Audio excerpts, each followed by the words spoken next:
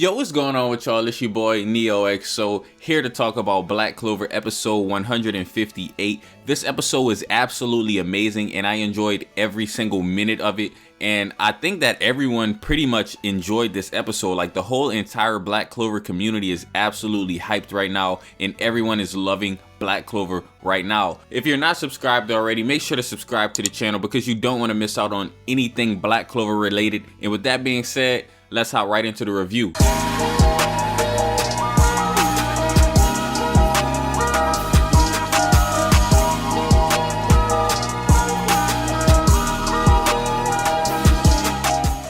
So this episode actually starts off with the mysterious man from the previous episodes, and he actually is in the strong magic region now. If you guys recall, he was the man who escaped from the Spade Kingdom soldiers. Remember, the Spade Kingdom soldiers were basically trying to kill him for going against them, and it seems like they actually did take out the rest of his partners, but he actually got through into the strong magic region, and we're seeing him struggling to pass through this strong magic region. Remember, he jumped into the water, so he got taken away by the currents, and they basically let him go because they assumed that he was going to die, and if he did make it out of the water, he would not survive the strong magic region. And now we see him actually struggling in the strong magic region, and it makes a lot of sense because he's low on mana and he's low on stamina, and he just needs, you know, he kind of needs a break and he needs some rest. And we see him kind of struggling to fight off a magic beast, and he's not doing too hot, but it seems like he's actually trying his best.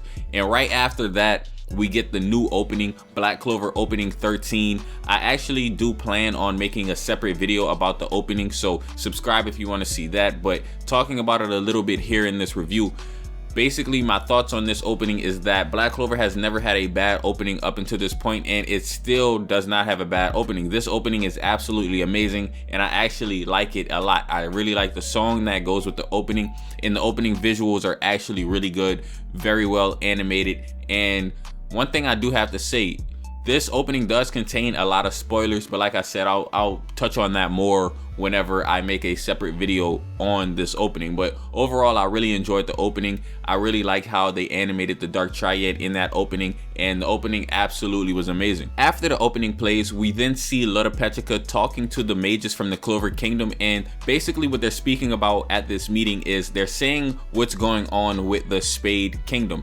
And currently what is going on with the Spade Kingdom is that the Spade Kingdom is attempting to make its way over to the Heart Kingdom through these fortresses. And the reason Lutopetchika is able to have this information is because she basically can see far distances with her magic, and basically Undine. So, you know, Undine and Lutopetchika kind of have that, you know, Lutopetchika basically is the one who controls Undine, and Undine basically can see what's going on in the strong magic region. Undine basically has the power to go to another body of water, and from that body of water create a clone of herself and see what's going on. So basically she sees the fortress coming towards the Heart Kingdom, and basically they need to take out this fortress. Now, as soon as Lutopetchika brings this up, she gives them the information to the Clover Kingdom mages, and she says that the Spade Kingdom citizens are being used as batteries to fuel the fortresses,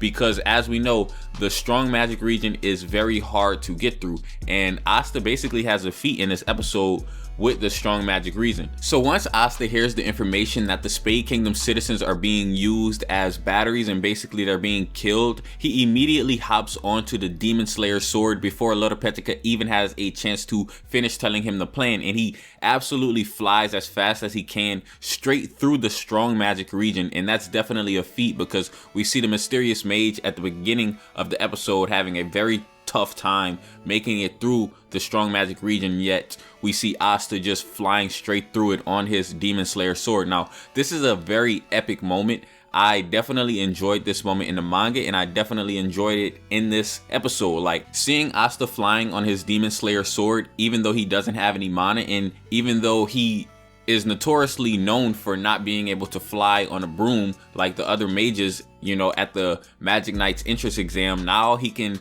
definitely fly, and it's crazy to see how far Asta has come, and I'm really liking his improvement. We see he is a lot more muscular, and these new character designs are absolutely amazing. I didn't even really touch on them yet. Finral, everyone who's a part of the main cast has a new character design. In my opinion, I like Noelle's character design the most. Like, she looks absolutely amazing. They all look amazing, but just putting out my opinion, and I think that Noelle's looks absolutely the best, and I really love her new design. So basically, Asta gets over to the fortress, and he finds that the Spade Kingdom soldiers are absolutely mistreating their citizens. They're basically using them, and basically they're treating them as trash, and it's very sad to see, and it's very evil. These people are some very evil people, and Asta is the good guy. He comes into the fortress and he just starts absolutely demolishing people. He one-shots the first guy that he sees, and that was the guy who was basically controlling the narrative of what was going on inside the fortress. And he just comes in, and Asta just basically one-shots him and treats him like fodder.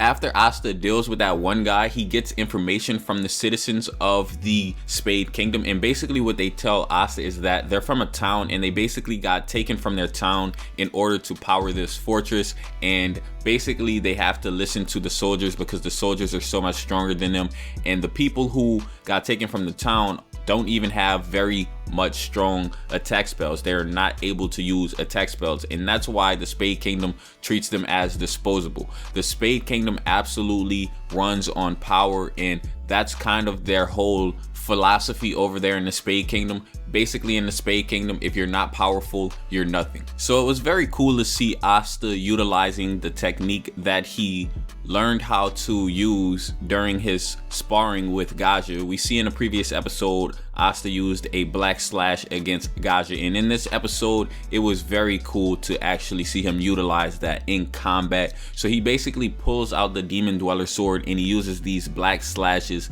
and it was absolutely cool to see. So after taking out all of the lower ranking soldiers, Asta makes his way over to the leader of the fortress, and basically the leader of the fortress has some devil power, and what ends up happening is that the leader of the fortress has poison creation magic, and he poisons Asta almost immediately.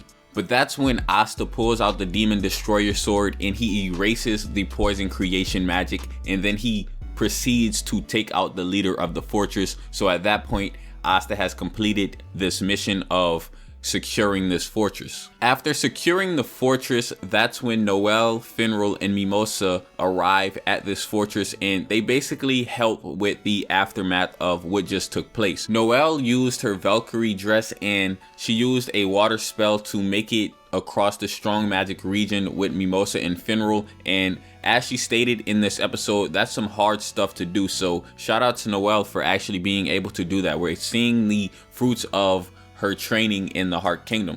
Now Mimosa comes and she uses her plant magic to basically heal up everybody. She was not able to restore their mana, but she was able to restore their stamina. And Finral, after that, Finral basically is able to transport them outside of the strong magic region and into a safer location. Now you might be thinking, how is there a safe location whenever the Spade Kingdom is being run by these evil people? And that's where Luck and Leopold come in. They actually cleared out an underlying town to be able to have some safe place for people to go. So they basically go to this town and they absolutely destroy the soldiers who were watching over this town. So now the town is basically liberated and there's no soldiers running the town, and people can go there and feel safe. Now towards the end of the episode is where we see the Dark Triad for the first time in the Black Clover anime. They look absolutely amazing, and I can't wait to see what is in store for us with this Black Clover anime in this Dark Triad. Now, the Dark Triad basically are devil users, and they are absolutely powerful, and they are very evil. So we see them having a meeting in what appears to be a mysterious castle, and we hear basically what had taken place in the Diamond Kingdom. At the beginning of the episode, we find out from Little Petrica that the Diamond Kingdom has almost been completely taken over by the Spade Kingdom. And during this conversation between the Dark Triad members, we find out more information about this. It appears that from what they're saying, Zenon went over to the Diamond Kingdom from the orders of Dante, and he basically took out the Diamond Kingdom using only 40% of his power. Yes, you heard that right. Only 40% of his power. Then Vonica states that she's able to also use 40% of her power, so she could have done the same thing. We also find out that Zenon is the latest member of the Dark Triad to be able to use his devil powers. And from what we have seen so far, he is learning very fast how to control his devil powers, and it almost seems like he's pretty much a prodigy at using his devil powers. He's very calm, collected, and logical. Basically, Vonica is acting very excited and very irrational, and she's saying things like she wanted to go over to the Diamond Kingdom and have some fun, and she wants to have fun with Little Petrica, and Zenon's basically more logical, and he states, "It was nothing like that. I was just more suited for the mission, that is all." So the Dark Triad, 3 people with devil-possessed powers and 3 completely different personalities. I really like their designs in the anime. They look absolutely amazing, and I'm very pleased with this episode and this anime and the direction that this anime is headed.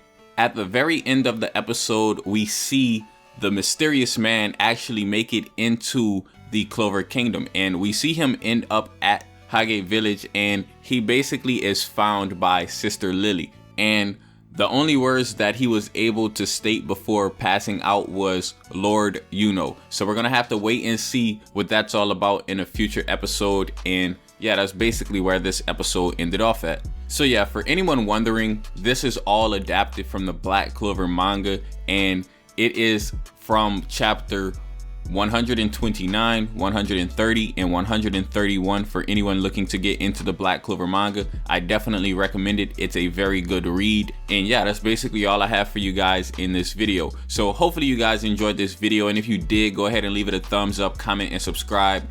As always, it's been your boy Neo XO, and I'm out.